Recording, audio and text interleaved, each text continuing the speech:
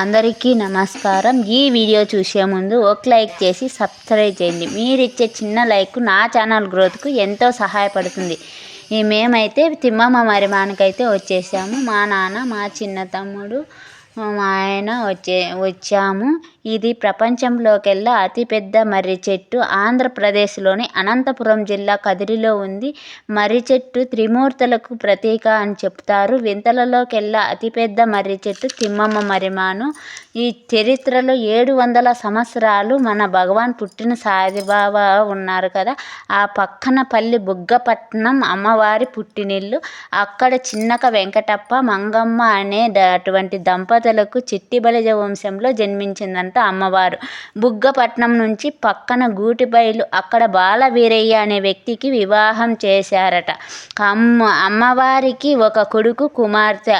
కాలానికి అమ్మవారి భర్తకు కుష్ఠవ్యాధి సంభవించింది. ఆయనను తన భర్తను ప్రత్యక్ష దైవంగా భావించి 5 సంవత్సరాలు సేవ చేసిందంట. కానీ ఇది నయం కాక తన భర్త చనిపోవడం జరిగింది. అప్పుడు అమ్మవారు కూడా భర్తతో పాటే సతీసహగమనం చేయాలని సంకల్పించారట. ఇలా చేయాలంటే మండల వ్యవస్థలు ఉన్నాయి. అప్పట్లో పాలయ్య అలా మునమ్మ కొక్కంటి పాలెంలో ఉండేవారు. సతీ సహగమనానికి అనుమతించామని ప్రార్థించగా అమ్మవారి యొక్క ప్రతివర్త ధర్మాన్ని పరీక్షించి 2 పక్షులు ఇచ్చారట. పాలయ్య గారు చనిపోయిన పక్షిని బ్రతికించమన్నారట. ఎండిపోయిన కాకర చెట్టుకు పూలు, పిందెలు ప్రత్యేకంగా చూపించమన్నారట. మరి రెండింటిని మీద అమ్మవారు విజయం సాధించి తన యొక్క ప్రతివర్త ధర్మాన్ని నిరూపించుకుందంట అమ్మవారు.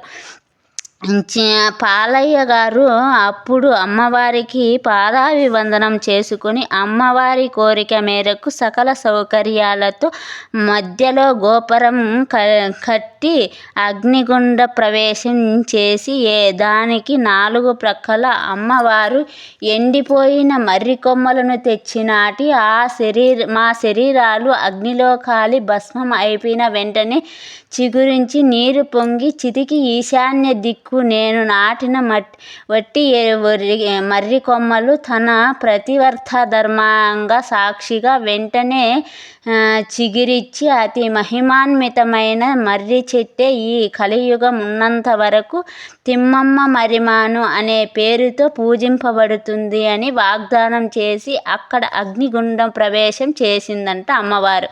మరి అమ్మవారు చెప్పినట్టుగానే సతీసహగమనం కార్యక్రమంలో పూర్తి అయిన చిగురించి నీరు పొంగి పొరలి వెంటనే ఈశాన్య మూల ప్రవహించి ప్రపంచంలోకెల్లా అతిపెద్ద మహావృక్షం అయింది తిమ్మమ్మ మర్రిమాను. ఇదైతే 9 ఎకరాల విస్తీర్ణంలో ఉంది. ఒరిజినల్ మర్రి చెట్టు అయితే లేదంట.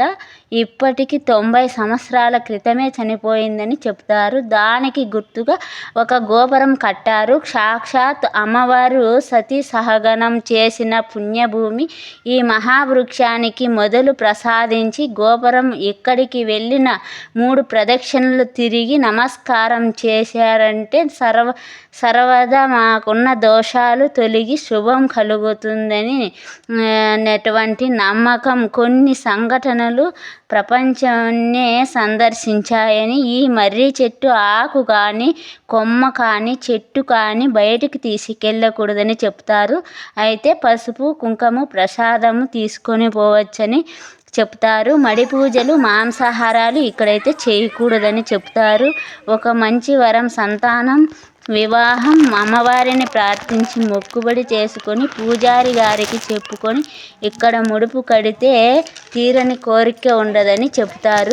ఏడాది తిరగకుండానే కోరిక నెరవేరుతుంది అని చెప్తారు. అందుకే ఇక్కడ కుల మత భేదాలు లేవంట. ఇక్కడికి వచ్చిన వారికి ఆశ్చర్యపరిచేటువంటి సంఘటన ఏంటంటే ఈ మహావృక్షం ఎప్పుడు నీటుగానే ఉంటుందంట. రాత్రి సమయానికి ఇక్కడ పక్షులు నిద్రించవంట. మర్రి చెట్టుకు ఎందుకు ఇలా అంటే చనిపోయిన పక్షులు మళ్ళీ తిరిగి జీవం పోశారు కదా, ఈ కృతజ్ఞతతో భావంతో పక్షులు కూడా భక్తి మార్గంలో పోతాయి. ఇప్పుడు ఈ చెట్టు ఫారెస్ట్ వారికి ఇచ్చారట. ఇది గిన్నిస్ బుక్కి అయితే ఎక్కింది. ఇది ప్రపంచంలోకెల్లా అతిపెద్ద మర్రి చెట్టు తిమ్మమ్మ మర్రిమాను. ప్లీజ్ నా ఛానల్ తెచ్చితే సబ్స్క్రైబ్ చేయండి.